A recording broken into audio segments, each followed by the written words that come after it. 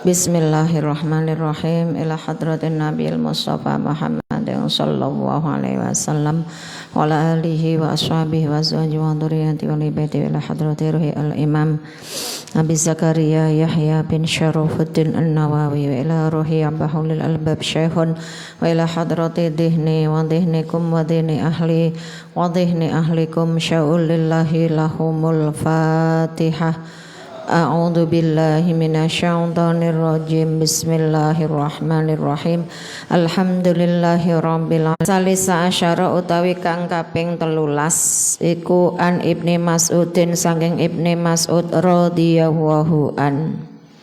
Kala ngucap sapa Ibni Mas'ud kala dawuh sapa Rasulullah sallallahu alaihi wasallam. Inna awwalama sak temene kawitane perkara dakhala kang mlebu apa annaksu sifat kurang ala Bani Israila ing atase Bani Israil iku annahu setuhune kelakuan iku kana ana sapa ar-rajulu wong lanang yalqa ketemu sapa rajul. Disebut rajul berarti tidak diketahui namanya, pokoknya wong lanang. Ar-rajula ing wong lanang, ana wong lanang ketemu wong lanang. Fayaqulu nuli ngucap sapa rajul sing pertama. Rujuke aja kliru. Fayaqulu nuli ngucap sapa rajul sing pertama, ya hadza ikilah rajul kedua. Paham tak maksudnya? Ya hadza ikilah rajul sing kedua. Ittaqi wedya sira. Rajul sing pertama ngomong karo wong lanang rajul sing kedua, wedya sira Allah ing Allah. Wada lan ninggalo sira. Wadak lan ninggal sira ma ing perkara tasna'u kang agawe sira ing ma tasna'u kang agawe sira ing ma fa innahu krana setuhune ma iku layahillu ora halal apa ma laka keduwe sira. Wong lanang wedya Gusti Allah aja nglakoni perkara sing ora halal kanggo awakmu. Sing ora halal berarti apa? Haram. Yalqa ketemu sapa rajul pertama. Yalqa ketemu sapa rajul pertama hu ing rajul kono summa yalqahu. Wis dikandani gampange dibaleni meneh ya wis. Wong kuwi ana jelahe kandhani iki dielekke gen dadi apik, tapi jebule malah tetep dilakoni. Yo wis dinengke wae. Wong carane digatekke kok malah ora gelem. Iku ayakuna yen to ana sapa rajul pertama. Iku akila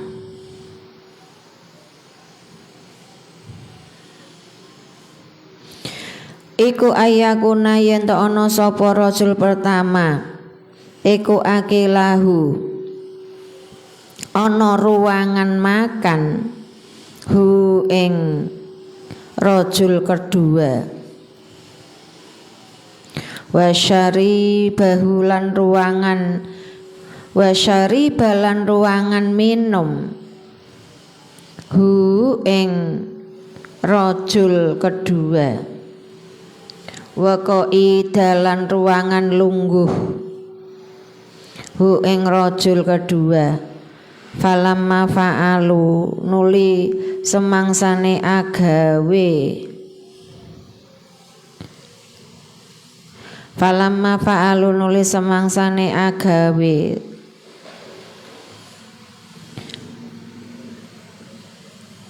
ing ana akilahu wa syaribahu wa qaidahu zalika ing mengkono muharramat perkara haram sing lungguh ning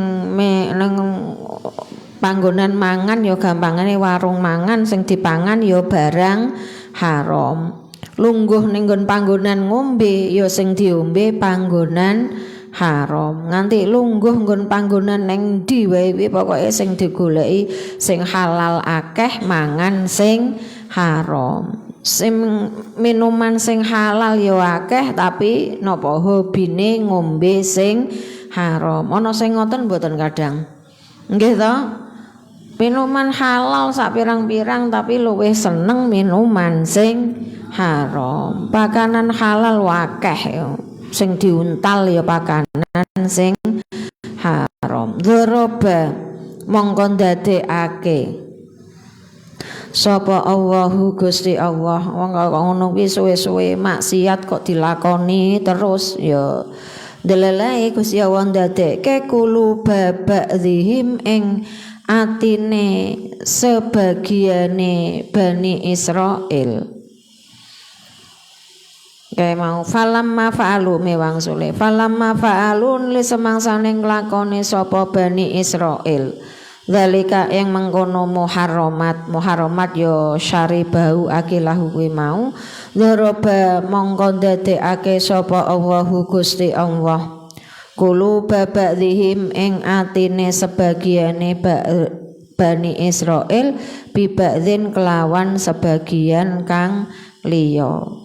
Summa nuli dawuh sapa nabi lu'ina den laknati sapa alladzina wong akeh kafaru kang padha kafir sapa alladzina mimbani Israil saking Bani Israil ala lisane Dawud ing atase lisane Dawud wa Isa bin Maryam lan Isa bin Maryam. Dzalika utawi mengkono-mengkono lu'inal ladzina kafaru iku bima kelawan perkara asau kang durhaka sapa Bani Israil wa kanulan ana sapa Bani Israil iku yak taduna nglewati batas sapa Bani Israil. Nah memang cirine Bani Israil salah sijine kuwi nak dikandani angel, nak dikandani ngeyelan. Kandhane ora entuk nyedak ya ora nyedak, kandhane ora entuk mangan sing haram ya mangan sing haram. Kanu ana sapa Bani Israil iku layatanahuna ora nyegah-nyegah sapa Bani Israil iku layatanahuna ora nyegah-nyegah sapa Bani Israil an mungkarin saking perkara mungkar. Ndak mau tahu uripe Bani Israil wegah nyegah barang sing mungkar. Fa'alu agawe sapa Bani Israil fa'alu agawe sapa Bani Israil hu ing mungkar ya malah nglakoni barang sing mungkar. Labi sa yakti iku ala temen apa ma perkara kanu kang ana sapa Bani Israil iku yaf'aluna padha agawe sapa Bani Israil ing ma yo jenengan sami yang ngono wis dikandani jek tetep dilakoni ya padha karo wateke Bani Israil. Taro weruh sira kasiron ing wong akeh minhum saking Bani Israil ya tawalauna kang asih-asihan sapa Bani Israil alladzina ing wong akeh kafaru kang padha kafir sapa alladzina labisa iku ala temen apa ma perkara qaddamas kang lakoni ing ma lahum maring kasiron apa angfusuhum awak dhewene kasiron ila qaulihi tumeka dawe Allah fasikuna hiya fasikun fasikuna padha fasik Al-Maidah 71 berapa niku 7881 summa qala nuli dawuh sapa nabi kalla wallahi yakti demi Allah la ta'murunna yakti perintah temen sapa sira la ta'murunna yakti perintah temen sira bil ma'rufi kelawan perkara bagus wa la tanhauna lan yakti nyegah temen sira anil mungkari saking perkara mungkar wa la ta'khudunna lan yakti ngalap sira alayati zalimi ing atase tangane wong kang zalim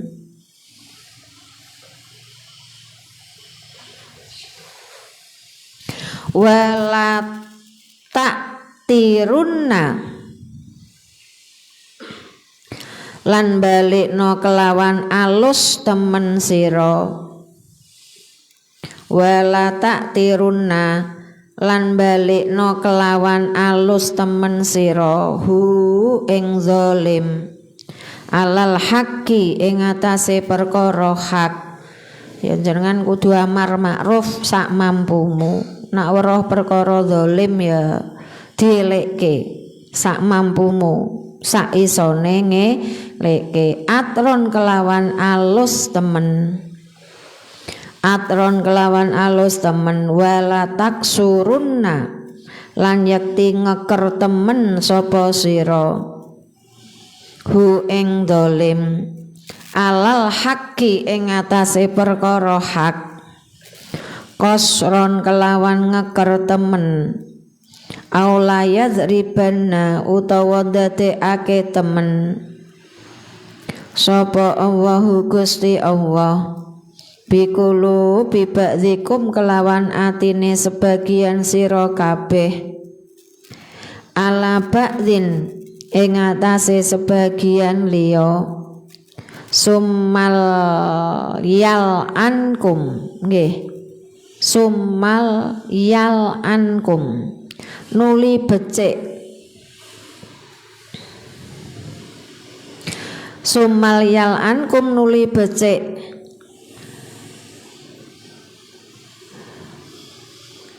nglaknati temen kum ing sira summal yal'an nuli becik nglaknati temen kum ing sira kamala annahum kamala anna kaya oleh nglaknati Allah kamala anna kaya oleh nglaknati Allah hum ing Bani Israil rawang riwayatake hu ing hadis sapa Abu Dawud wa Tirmidzi lan Tirmidzi wa qala lan ngucap sapa Tirmidzi hadisun hasanun ai hada utawi hadis iku hadisun hadis hasanun kang hasan hada utawi hadis iku lafzu Abi Dawud lafale Abi Dawud wa lafdhu Tirmidzi lan lafate Tirmidzi iku qala dawuh sapa Rasulullah sallallahu alaihi wasallam lamma waqa'at semangsane terjadi tumiba lamma waqa'at semangsane tumiba sapa Banu Israil Bani Israil fil ma'asi ing dalem maksiat nahaitu mong nahat pun nahat ana yae mboten ya narano nahat mongko nyegah nahat mongko nyegah hum ing Banu Israil sapa ulama ulamae Banu Israil ya seneng lakoni maksiat tapi ya wis dikandani para kiyaine para ulamae tapi falam yantahu nuli ora mareni sapa Bani Israil ngayelan ya wis dikandani karo kiyaine tapi ya tetep dilakoni fajalasu nuli ngawori lungguh sapa ulama hum ing Bani Israil fi majalisihim ing dalem majelise Bani Israil. Ora namung dikandani diwari lungguh dijagongi. Jate jagong dijagongi. Wong maksiat seneng maksiat kan seneng jagong ning pos kampling mbok jagong nggon-nggon sing ra bener nganti-nganti diwori. Wawa kalulan ngewori mangan sapa ulama hum ing Bani Israil gen pesene ora congyang ya besere gen kopi. Mosok jagung mbek Pak Yai mbek Pak Ustad ning kafe ora apa-apa, tapi napa sing dipesen tetep kopi. Fadzoroba nuli ndadekake sapa Allahu Gusti Allah kulu babadzihim ing atine sebagiane Bani Israil bibadzin kelawan sebagian liya wala analan nglaknati hum ing Bani Israil wala ana demi zat nafsi utawi jiwa ingsun iku biadihi ing dalem kekuasaane alladzi hatta tak tiru sehingga balekake hatta tak tiru sehingga balekake kelawan alus sapa sira hum ing Bani Israil alal haqi ing atase perkara hak akron kelawan alus tenan. Wangelo kaya apa sing dadi pejuang pendakwah ora entuk bosen, tetep kudu dikandani. Saiki dikandani angel, muga-muga sesuk anake dadi santri, muga sesuk putune dadi santri. Jadi jenengan nak dakwah sesuk aja bosen, kandhani kok angel. Ya rasa bosen. Pakne urung gelem salat, sapa ngerti sesuk anake gelem salat. Makne urung gelem poso, sapa ngerti sesuk anak putune gelem poso. Bismillahirrahmanirrahim. Itron atunnah. Tegese becik ngeker temen sira. Hu ing zalim. Aila tahbisunna tegese becik ngeker temen sira hu ing dolim arabi'a asyara utawi kang kaping 14 iku an Abi Bakar Siddiq saking Abi Bakar As-Siddiq radhiyallahu an kala ngucap sapa Abi Bakar ya ayyuhan nas he para manungsa innakum sak temene sira kabeh innakum sak temene sira kabeh iku takrauna padha maca sapa sira kabeh hadhil ayata ing ikilah ayat. Para manungsa maca ayat iki ya ayyuhalladzina amanu alaikum anfusakum la yadhurrukum man dhalla idza tadaitum ya ayyuhalladzina amanu ya ayyuhalladzina he golongane wong akeh amanu kang padha iman sapa alladzina alaikum netepano sira anfusakum ing awak dhewe ira kabeh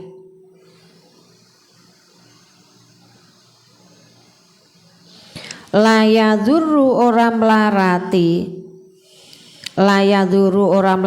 ora bahayani kum ing sira kabeh sapa man wong dolla kesasar sapa man idzah tadaitum ing dalem nalikane aweh pituduh sira kabeh idzah tadaitum ing dalem nalikane aweh pituduh oleh pituduh sira kabeh wa inni tawa parek iku ayya yen to mratani hum ing nas sapa Allahu Allah biikobhin kelawan siksa minhu sangking Allah Jenengan carane tem mriki ana wong cara saiki wingi kuwi ning Aceh ana wong nebangi alas sak senenge dhewe weruh kok mbok loke ya wis tunggu engko nek ana musibah sing kena ya kena kabeh sing ngethoki kayu ya kena sing ora ngethoki ya melu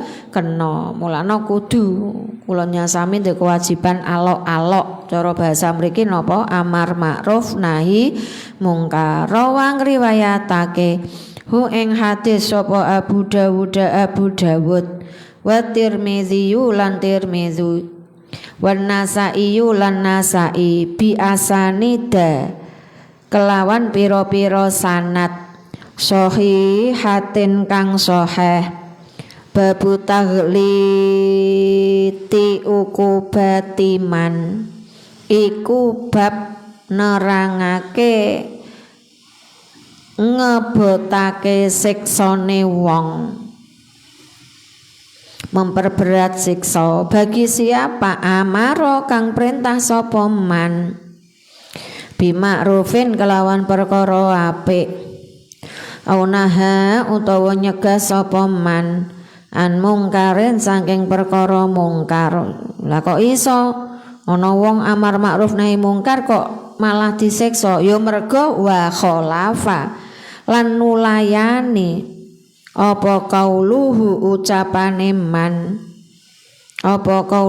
ucapane man fi'lahu ing perbuatane man nggih ana wong amar ma'ruf nahi mungkar entuk siksa merga apa yang diucapkan tidak sama dengan apa yang dilakukan cara bahasa saiki napa ngisor pandan disaponi iso kandan ora iso nglakoni lha ku malah entuk siksa gaweane kondan wae tablik akbar wae tapi ora tau nglakoni takbir akbar kon legep salat sregep jamaah tapi ora tau salat tablik akbar kon nutup aurat tapi bojone anake malah ora nutup aurat kan ana sing ngoten to wala nak pidato tablik akbar ndaki-ndaki tapi bojone dhewe ora nutup aurat ngetan ngulon numpak motor kempole ketok keleke ketok kuwi malah entuk siksa kala dawuh sapa Allahu taala atakmuruna ai hal atakmuruna ana ta perintah sapa sira annasa ing menungso bil birri kelawan bagus ya perintah bagus tapi watan sauna lan lali sira angfusakum ing awak dhewe ira kabeh perintah tapi awake dhewe dilaleke jenenge napa iso ngandani tapi wegah nglakoni wa antum utawi sira kabeh iku tasluna maca sapa sira kabeh alkitab ing kitab temeriki maksude ya Taurat karo Injil. Nah iki kan ngomong mbek Bani Israil. Kowe iki ya iso perintah pinter nak kon kandhan tapi apakmu ora iso nglakoni. Padahal awakmu ya ngerti ning kitabmu, ning Taurat, ning Injil ya merintahke amar ma'ruf nahi mungkar afala takiluna ana ta ora angen-angen utawa berpikir sapa sira Al-Baqarah 44 wa qala lan dawuh sapa Allah taala ya ayyuhalladzina he eling-eling wong akeh amanu kang padha iman sapa alladzina lima krana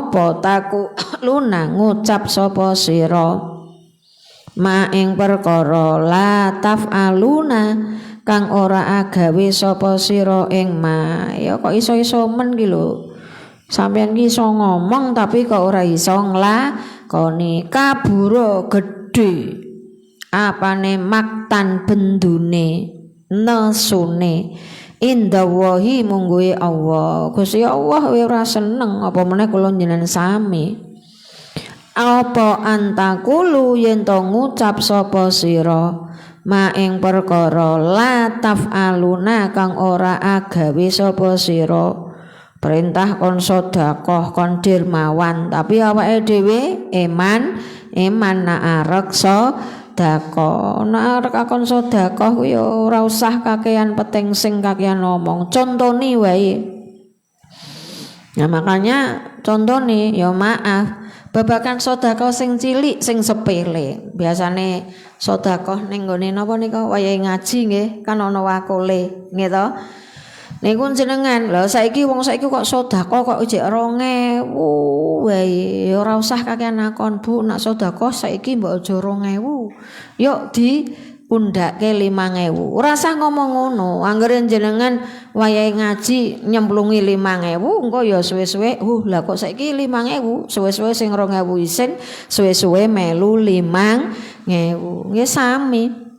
Nah ngoten niku mboten termasuk sing riya karena apa memberi contoh misalkan atako sholawat dulu niku kemisan grup 2000 nggih to contone 5000 sakniki rata-rata pun 5000 nak wong-wong wis 5000 ya umi nyontoni 10000 wis rata 10000 nyontoni 20000 lha mosok kula kon maido ngono Bu sedekah kok 2000 entuk terasi terima entuk terasi ya toh uyah wae ora entuk uyah sak glondong 2000 ora usah ngoten liyane 2000 ben kene nyemplungi 5000 nak kono wis iso 5000 ya awake dhewe diundhake ya makane saiki mene 2000 saiki grup 5000 ini lah wis iso 5000 ya tak undhake lek 10 2000 wingi 5000 saiki ana sing 10000 ana sing 20000 ya ngono kuwi ya aja malah kon sedekah tapi sing akon ora aweh sedekah. Nah contone ngoten bismillahirrahmanirrahim ndi